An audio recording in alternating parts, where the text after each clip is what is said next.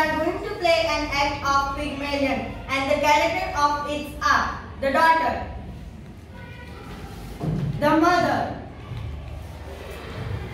two bystanders, flower girl, Freddy, the note taker, and the gentleman.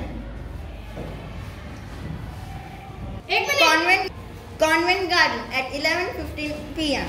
Torrents of heavy summer rain. Cab whistles blowing frantically in all directions.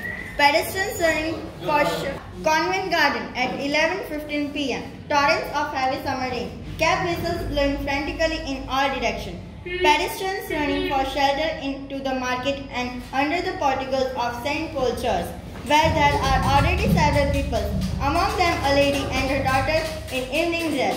They are all peering out gloomy at the rain, except one man with his back turned to the rest who seems wholly preoccupied with a notebook in which he is writing busily. The church clock strikes at the first quarter, in the space between the central pillars, close to the one on her left. I'm getting chilled to the bone. What can be Freddy doing all this time? He's been gone 20 minutes. On the daughter's right. Not so long, but he ought to have a cab by this time. On the lady's right. He won't get no cab until half past 11 wishes, when they come back after dropping their theatre's time. But we must have a cab. We can't stand here until 11:30. It's too bad. Well, it ain't my fault to wish for. If Freddy had built up gumption, he would have got one at the theatre door. What would he have done, poor boy? Other people's got cab. Why couldn't he? Freddy rushes in out of the rain from the southern street side and comes between them, closing a dripping umbrella. He is a young man of 20 in evening dress, very wet around the ankles. Well, haven't you got a cab? There's not to be had for love or money. Oh, Freddy, there must be one. You can't have time. It's too tiresome. Do you expect us to go and get ourselves? I tell you, they're all engaged. The rain was so sudden, nobody was prepared, and everybody had to take a cab. I've been to Charing Cross one way and nearly to Ludgate Circus the other. They were all engaged. Did you try Trafalgar Square? There wasn't one at Trafalgar Square. Did you try? I tried as far as Charing Cross station. Did you expect me to walk to Hammersmith? You haven't tried at all. You really are very helpless, Freddy. Go and don't come back until you have found a cab. I shall simply get soaked for nothing. And what about us? Are we to stay here all night in this rot? We'll next to nothing to on. You shellfish pig. Oh very well, I'll go.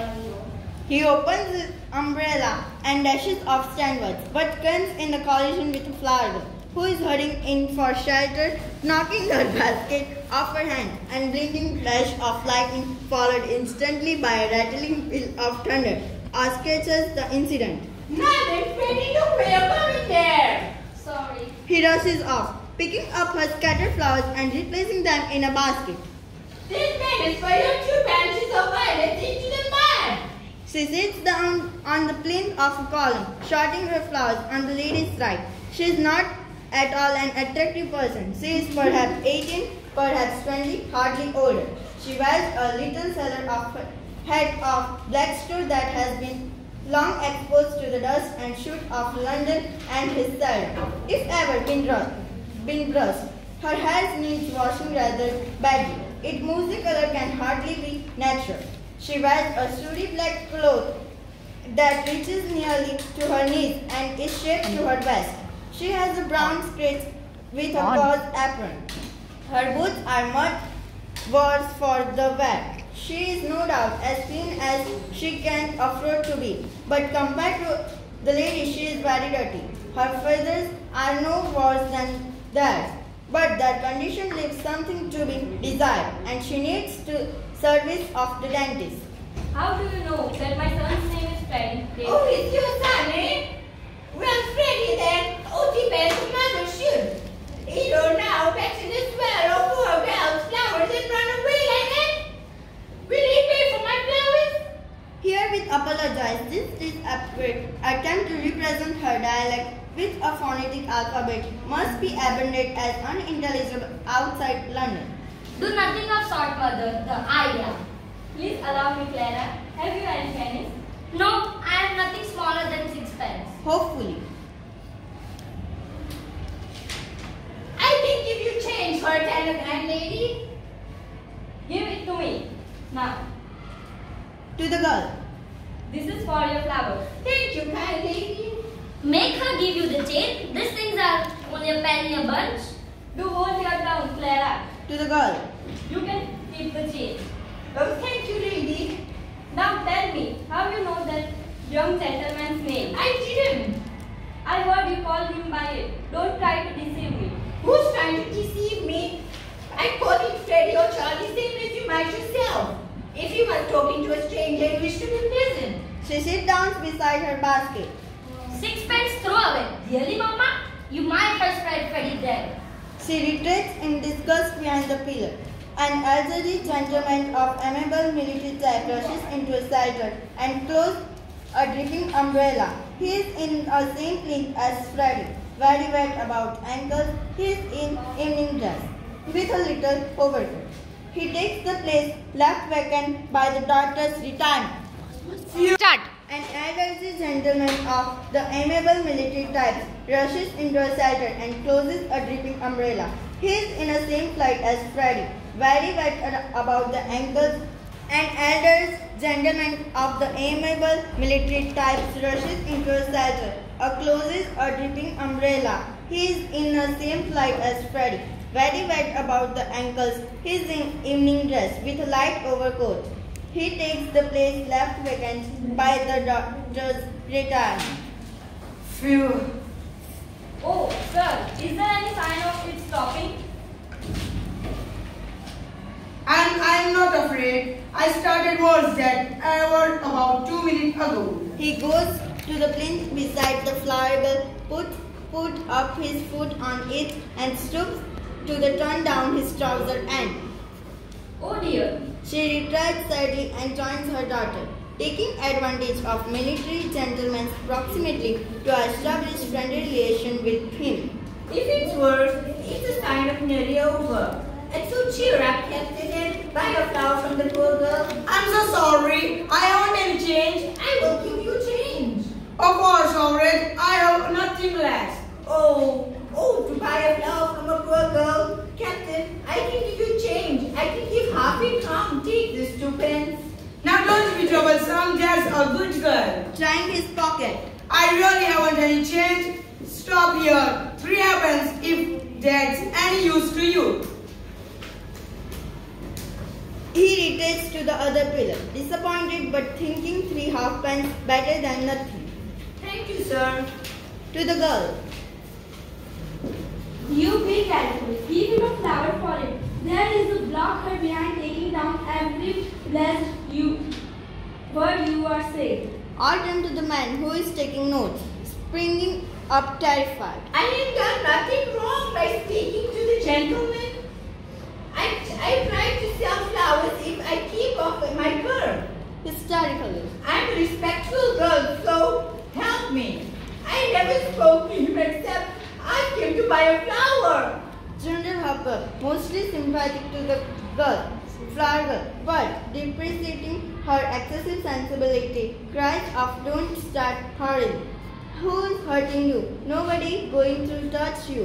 What's the good of fusing? Steady on, easy, etc.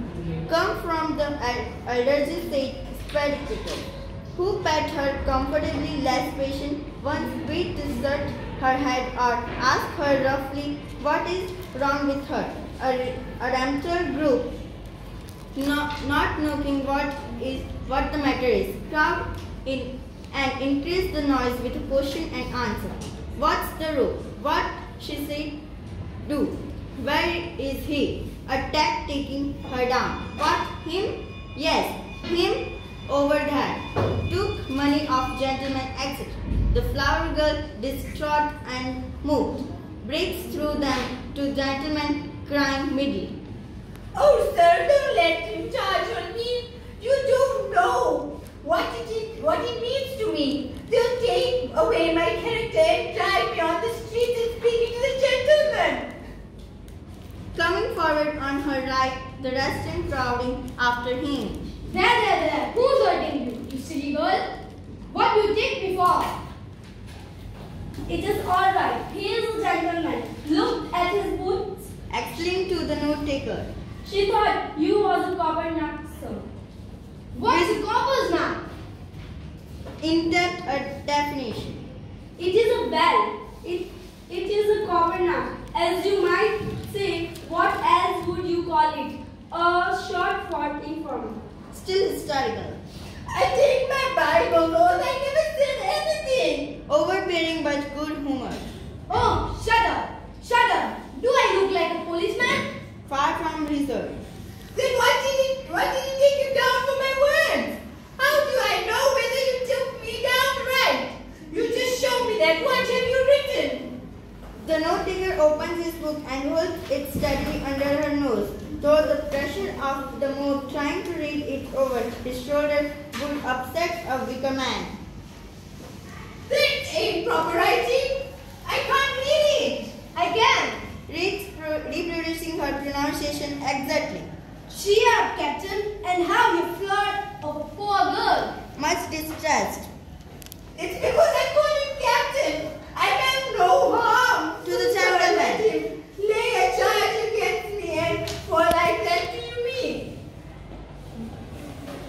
Charge! I make no charge. To the note taker. Really, sir, if you are a detective, you need not begin protecting me against molestation by young women. Until I ask you, anybody could see that the girl means no harm. Demonstrating against the police. Course they could. What business is it yours? You mind your own affairs. He wants promotion, he does. Taking down people's words. Girl never said a word to him. What harm if she did? Nice. Think a girl cannot shelter for the rain without being insulted, etc.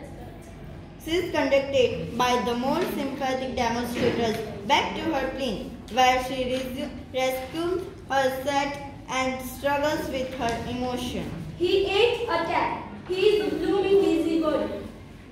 That is what he is. I tell you, look at his boots. Turning on him genially. And how are all you people down at Chelsea? Who So told busy. you? Who told you?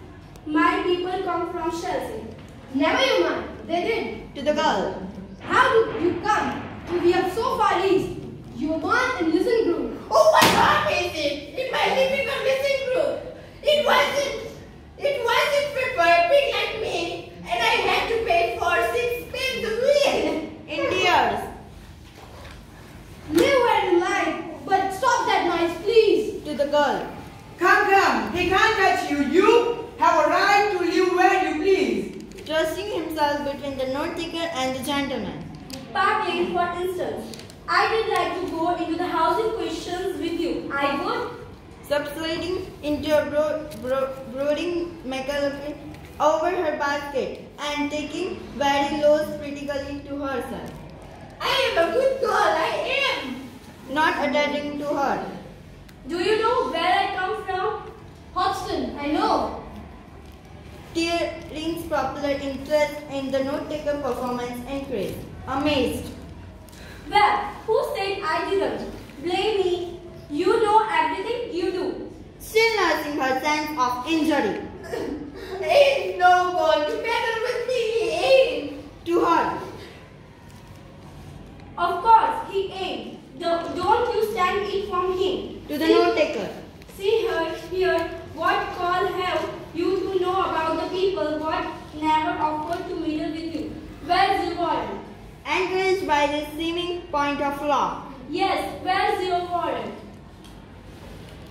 Let him say what he likes. I don't want to talk with him. You take us for dirt under your feet, don't you? Catch you taking liberties with us at the time. Yes, tell him where he comes from if you want to go fortune telling. Cheltenham, Harrow, Cambridge, and India. Quite right. Great laughter. Reaction impression of he knows all about it. Told him proper. Hear him tell the dog where he comes from, etc. May I ask, sir, do you do this for your living at a music hall? I had thought of that. Perhaps I shall do something. The train has stopped, and the persons on the outside of car begin to drop off, resenting the reaction. He is no gentleman. He ain't no interference with a girl. Out of patience, pushing her way rudely to the front and displacing the gentleman, who politely retreats to the other side of pillar. What on earth is Freddy doing? I shall get pneumonia if I stay in this drought any longer. To himself hastily, making a note of her pronunciation of ammonia. Old Scout.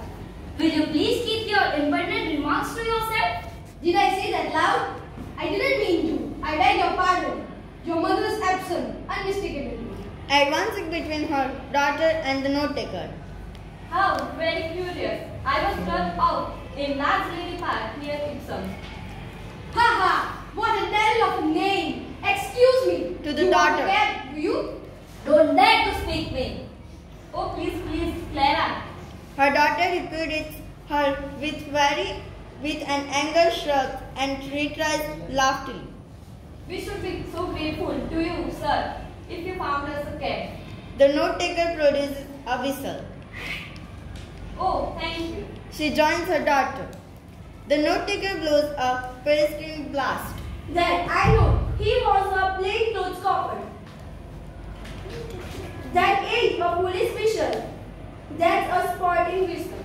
Still preoccupied with her wounded feelings. Please don't try to take my character away from me. My character is the same as anybody else's. I don't know whether you noticed it, but the rain stopped about 2 minutes ago. So it has. Why didn't you say so before? And us losing our time listening to your stillness. He walks off towards the strand. I can tell where you come from. You come from Angle. Go back there. Helpfully. It's Handel.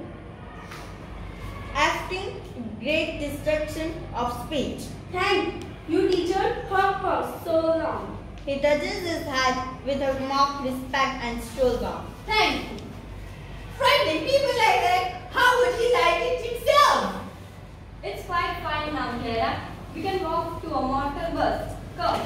She gathers her skirts above her ankles and hurries off towards the strand. But the cat? Her mother is out of fury. Oh, how tiresome. She follows angrily.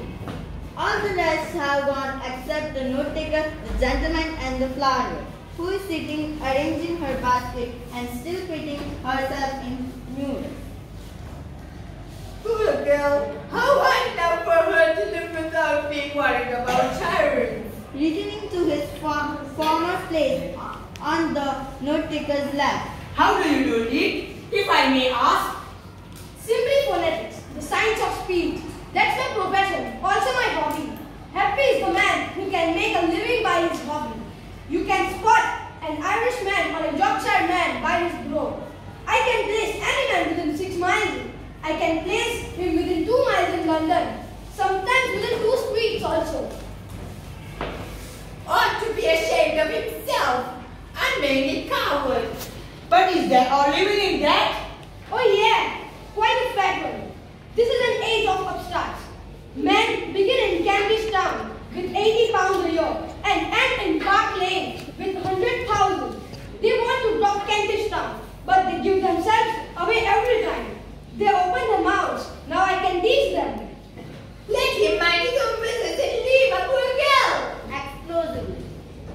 Woman, seize this detestable, booing instantly, or else seek the shelter of some other place of worship. With fervor dispatch. I am right to be here. If I like, same as you. A woman who utters such depressing and disgusting sounds has no right to be anywhere, no right to live. Remember that you are a human being with a soul and a divine gift of articulate speech. That your native language is language of Shakespeare and Milton and the Bible. And don't sit here crooning like a billion pigeon.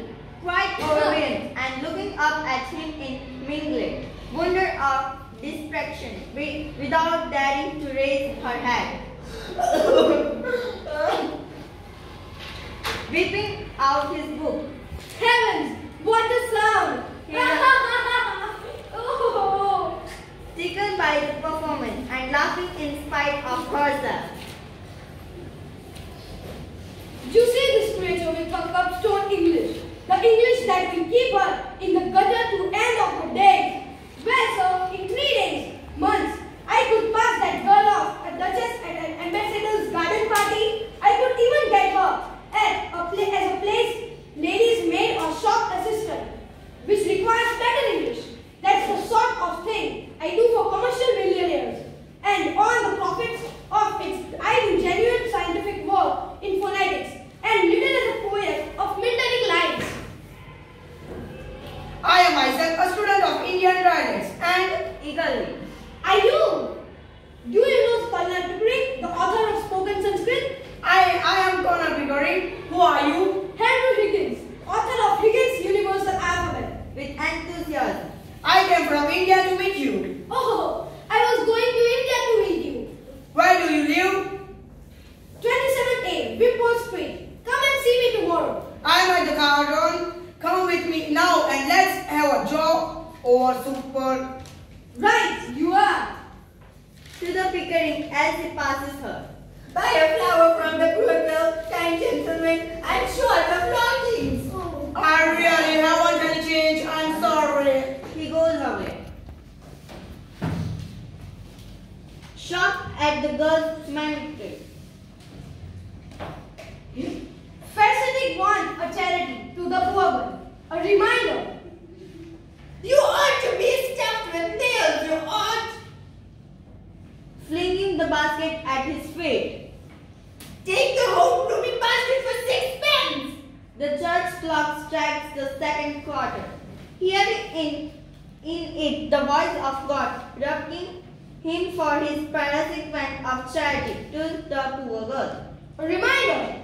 He raised his head ceremonially, then throws a handful of money into a basket and follows Pickering, picking up a half-crown. Oh. Picking up a couple of florins. Picking up several coins. Picking up half sovereign. Springing out of a taxi cab. Oh. Got one at last. Hello. Where are the 2 ladies that were here? Oh, they walked away to the bus when the rain stopped. And left me with a cab on my hands? Damn it. Never you mind, young man. I'm going home in a taxi. She sails off to the cab. The driver puts in his hand behind and holds the door firmly, shouts against her. Quite understanding his mistress, she shows him her handful of money. 8 pence ain't no object to me, Charlie. He grins and opens the doors. Angel caught Turin Lane from the corner Michael John's old shop. Let's see how fast you can make her hop it. She gets in and pulls the door to the two with a salmon as the taxi cab starts. Well, I'm dashed. 3. Thank you.